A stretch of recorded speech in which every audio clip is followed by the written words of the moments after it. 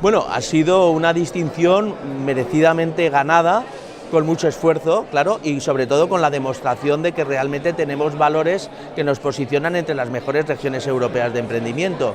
La candidatura se presentó por parte de la Comunidad Valenciana, coordinada a través de la Generalitat por la Consellería de Economía y del IBACE, por la parte de emprendimiento, y realmente tuvimos que apostar a hacer una candidatura que estuviese entre las ganadoras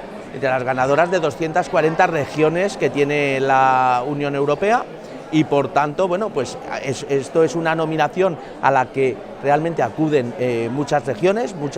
a través de entidades y organismos especialistas en lo que es la motivación empresarial, el apoyo al emprendedor, a la empresa, a la pyme.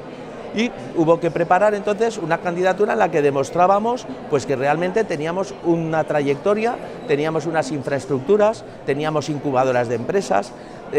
demostrábamos que aquí en la Comunidad Valenciana se trabaja en el espacio de innovación de una forma plural, compartida. Hoy esto es un ejemplo, por ejemplo, hoy tenemos aquí más de 200 entidades coparticipando de forma gratuita, de forma espontánea, de forma pues por la creencia de que hay que apoyar la pyme, la innovación, y los tenemos. Eso sorprendió a la Comisión Europea, realmente dar un reflejo de que en esta región pues las entidades, cuando se habla de pyme, se habla de emprendedor, se habla de innovación, salen adelante y se ponen a dinamizar proyectos, a hacer asesoramiento y a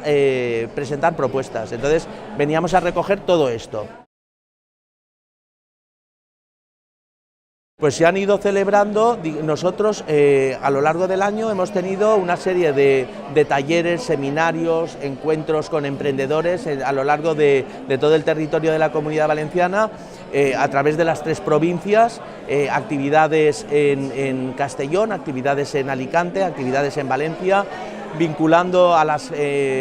incubadoras de empresas, a los CEIs, vinculando a las asociaciones empresariales, asociaciones de jóvenes emprendedores, de jóvenes empresarios. Hemos tenido actividades de divulgación de financiación europea, actividades de divulgación de emprendimiento a través de startups,